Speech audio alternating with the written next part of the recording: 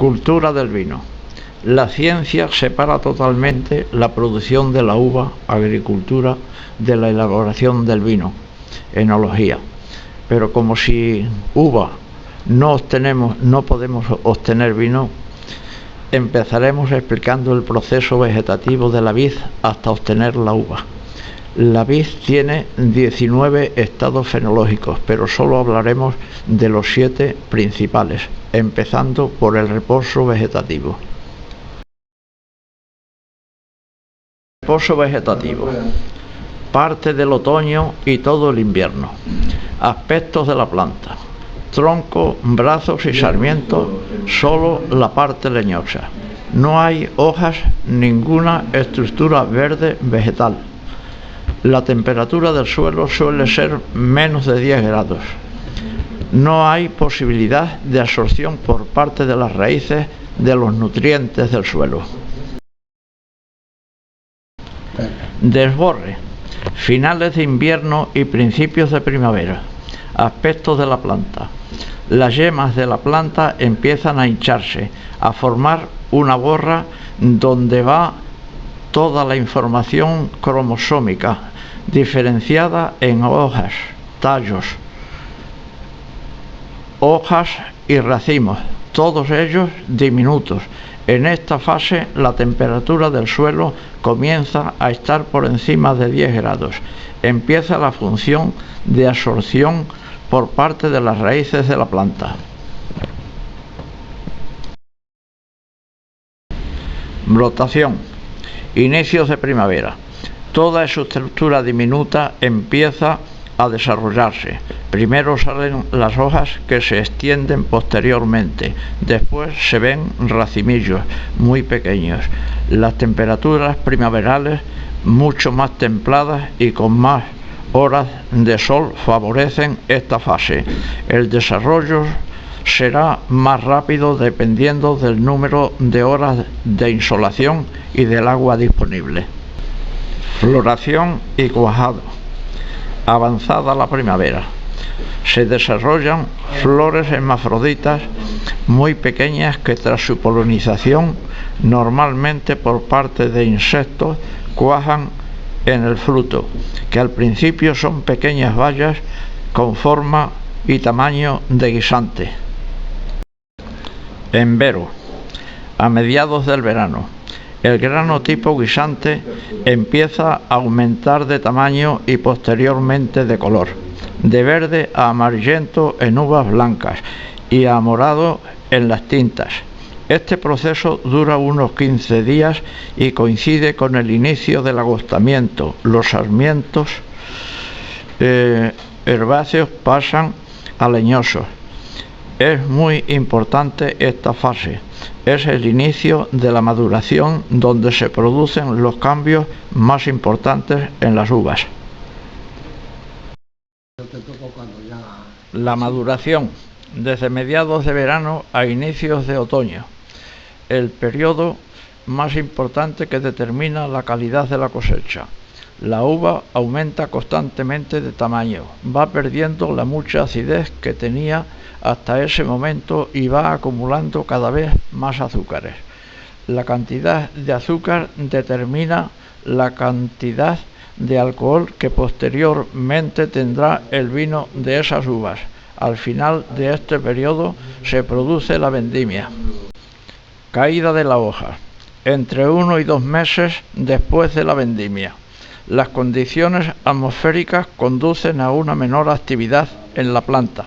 Se ralentiza la absorción de nutrientes por parte de las raíces. Las hojas dejan de tener la actividad intensa que tenían en primavera y verano. Se tornan de un color marrón o rojizo y llega un momento en que caen. A partir de aquí se da la parada invernal, completando el ciclo de un año de la vid.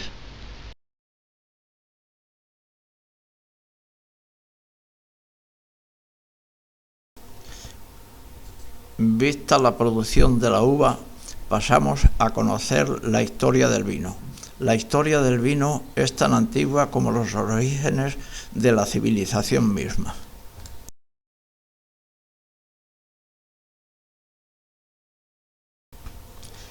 Hay conocimientos científicos de que en el Medio Oriente se elaboraba vino con uvas silvestres 8.000 años antes de Cristo. En Egipto y Mesopotamia 4.000. En mar Egeo, localizado entre Grecia y Turquía, 2.500 años antes de Cristo. Los arqueólogos descubren en Armenia una instalación para producir vino y utilizando técnicas bioquímicas identifican en esa instalación una cosecha de 6.000 años antes de Cristo. Cerca de la instalación se encuentran pepitas y raspajos petrificados y un zapato de la época, lo que hace pensar que ya se pisaba la uva con los pies descalzos. Egipto. El primer periodo de esplendor de la vitivinicultura debió tener lugar en los tiempos de los faraones de Egipto. Fue en Egipto donde las técnicas de elaboración mejoraron gracias a la meticulosidad científica con que se desarrollaba. Los egipcios fueron los que dieron origen al método del prensado y que aún hoy se sigue utilizando. Grecia. Los minoicos de Creta, nombre dado en honor del rey Minos, fueron quienes por su contacto con Egipto difundieron la cultura vinícola por toda Grecia, donde los vinos del mar Egeo fueron los más famosos de la época. También fue en Grecia, en la isla de Lesbos, donde se dieron los primeros atisbos de la producción de Jerez. Los vinos de Grecia eran bien valorados y sobre ellos se escribió mucho en textos poéticos de la época. En Grecia, los vinos eran aromatizados con especias, miel y resinas. Esto era así, ya que el vino de la antigüedad no se parecía en sabor a lo que actualmente conocemos. De hecho, la mayoría de las civilizaciones lo venían mezclando con leche, miel, para mejorar el sabor.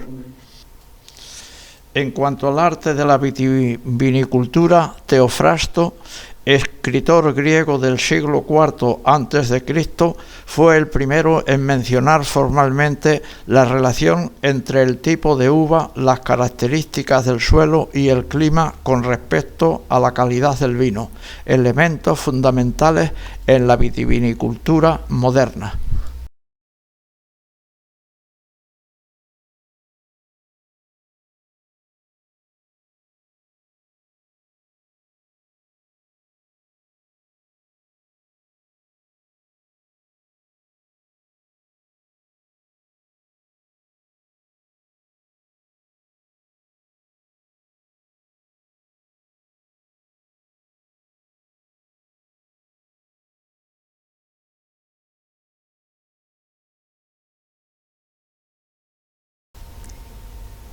Época romana.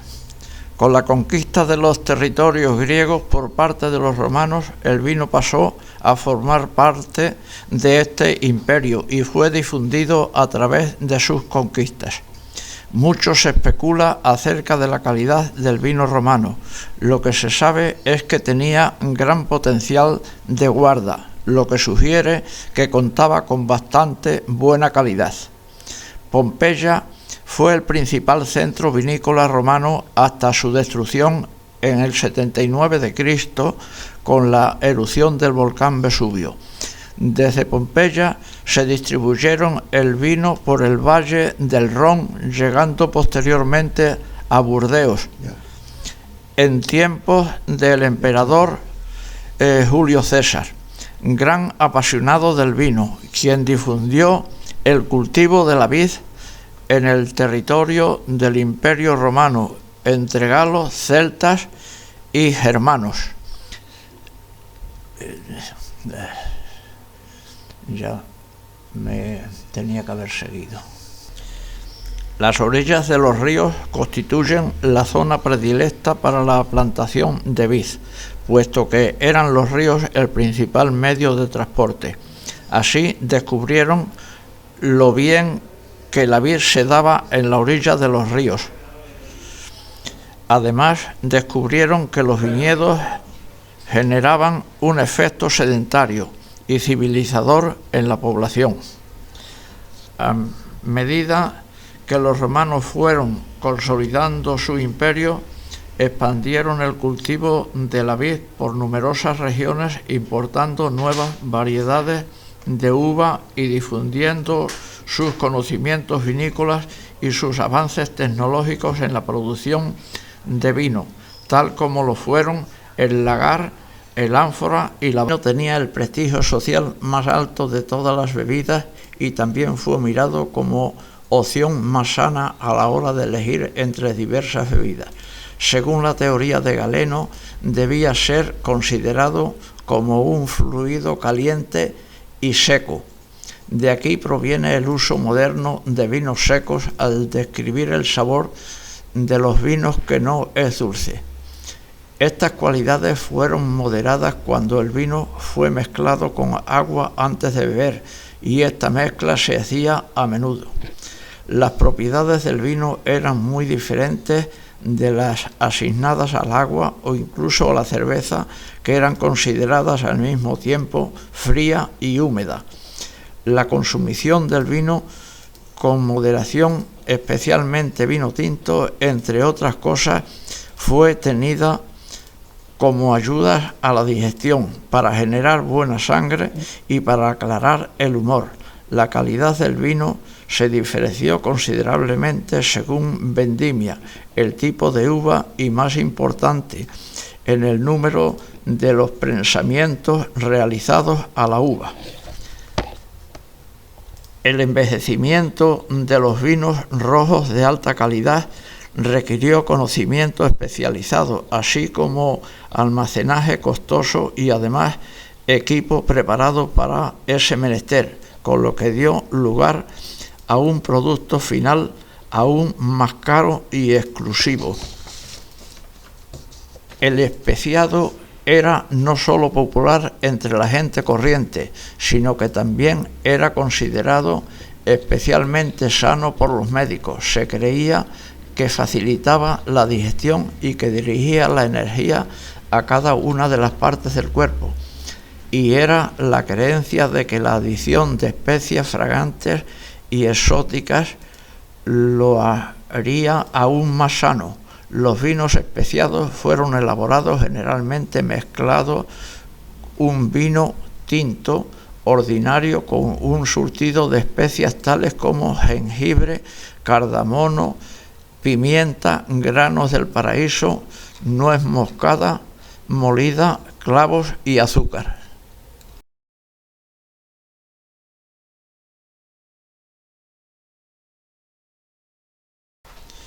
Si bien es cierto que los griegos, a través de sus colonias, llevan el vino y cultivo de la vid por todo el Mediterráneo, no es hasta el Imperio Romano cuando el vino y cultivo de la vid se introduce y se asienta en el interior del continente europeo. Con la caída del Imperio Romano y la inestabilidad progresiva de los pueblos germanos, en general poco acostumbrados al vino, la producción del vino decae. Con el asentamiento de los pueblos bárbaros en Europa y, en el caso de España, los visigodos, hay un nuevo resurgir de la cultura del vino debido a una asimilación de la cultura romana residual y, sobre todo, con la cristianización de los pueblos germanos, tomando las costumbres romanas, una de las cuales fue la democratización del consumo del vino, que estuvo disponible para todos, desde el esclavo más bajo hasta el aristócrata, pasando por el campesino. La creencia romana de que el vino era una necesidad vital diaria promovió su extensa disponibilidad entre todas las clases. Esto llevó al deseo de llevar la viticultura y la producción de vino a todas las partes del imperio para asegurar un suministro estable. En el siglo VII emerge desde Medina y la Meca una nueva religión, el Islam, Tras derrotar a los visigodos en la batalla del Guadalete en el año 711, pasan los Pirineos y en el año 732 se detiene el avance musulmán en la batalla de Poitiers.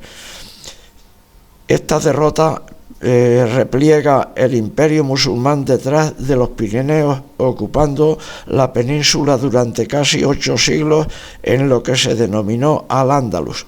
Los preceptos religiosos islámicos prohíben la ingesta de vino, pasando a ser una bebida tabú. A pesar de ello, el consumo de vino no desaparece, aunque sí queda reducido a una mínima expresión. Algunos de los altos mandatarios, como Abderramán III, gustaba de incluir vino en sus fiestas y toleraba su consumo siempre que fuese moderado. Durante el Andaluz, la uva se vendimiaba para comer su fruto, que a veces secaban en forma de pasas, elaboraban un mosto cocido que adquiría la consistencia de jarabe y que se denominaba ruf. A pesar de las prohibiciones religiosas musulmanas, todas las clases sociales andalusíes bebían vino y el delito de embriaguez era juzgado con penas leves. Durante algún tiempo, algunos alfaquíes ortodoxos se quejaron de semejante transgresión y durante el reinado de Al-Hakam II se arrasaron las viñas. En muchas ocasiones se comercializaba el vino con la excusa de que era un producto vendido y para mozárabes. En el siglo XIV, durante la etapa de Al-Ándalus, la fama del vino de Málaga se hizo tan grande que rivalizaba en el mercado con los vinos griegos de la época. La mejora de las técnicas de la producción del vino introducidas durante los siglos XVII y XVIII desembocaron en la elaboración de vinos más refinados. Empezaron a utilizarse las botellas de vidrio y se inventaron los tapones de corcho. El auge del sector del vino francés se inició en este periodo. Se considera el siglo XIX como la edad de oro del vino en muchas regiones. Alrededor de 1863, muchas viñas tuvieron una enfermedad causada por la filosera. Cuando se descubrió que las viñas de América eran resistentes a la filosera, se decidió plantar viñas americanas. Así se originó una uva híbrida que produjo una mayor variedad de vinos. Fue en ese entonces cuando unos productores de vino se trasladaron a la región de Rioja. En el año 1863, el emperador francés Luis Napoleón instó al químico francés Louis Pasteur a que estudiase las razones por las que se estropeaban los vinos, causando a la economía francesa grandes daños. 3 años después, Pasteur publicó Etudes sur le vin, demostrando por vez primera cómo existían seres vivos microscópicos denominados levaduras que gobernaban los procesos de fermentación alcohólica. El control de estos organismos hacía que se pudiese controlar la degradación del vino. Pasteur fue el primero en determinar el papel central del oxígeno en la elaboración del vino. Esta nueva visión fundamentó que la enología empezara a cobrar una visión científica acerca de sus procesos. El empleo de dióxido de sulfuro en los barriles hace que tengan una vida mayor, extendiéndose su potencial uso. Empiezan a aparecer los vinos húngaros denominados Tokaji. Los vinos espumosos hacen su aparición debido a los avances en la incorporación de tapones de corcho en el sellado de las botellas de vino. Ahora ya parecen más robustas y su elaboración es bastante más barata que en los tiempos de antaño. Un monje denominado Pierre Perignon elabora un vino espumoso que posteriormente se da a conocer mundialmente como champán. En 1902, varios vinos españoles consiguen premios en Francia, destacando los tostados del Ribeiro de Lavia. El Estatuto del Vino de 1932 concedió nombre a 19 zonas geográficas españolas. Todas ellas continúan con el mismo nombre 76 años después, destacando por su importancia histórica y productiva las denominaciones de origen Ribeiro, Jerez y Rioja. Durante los últimos 150 años, la elaboración del vino ha evolucionado considerablemente como arte y ciencia que es. Efectivamente, con el acceso de la refrigeración, las bodegas han podido controlar fácilmente la temperatura y los procesos de fermentación y producir vinos de alta calidad en regiones de clima cálido. La introducción de maquinaria para la recolección ha propiciado la extensión y la mayor eficacia de las viñas, si bien el sector del vino debe afrontar el reto de satisfacer la demanda de un crecimiento mercado sin perder el carácter individual de sus vinos. La tecnología contribuye a asegurar una oferta uniforme de vinos de calidad. La apreciación que se tiene actualmente del vino es un tributo pagado a ese arte intemporal de la elaboración del vino y demuestra la importancia del vino en la historia y en la diversidad de la cultura europea.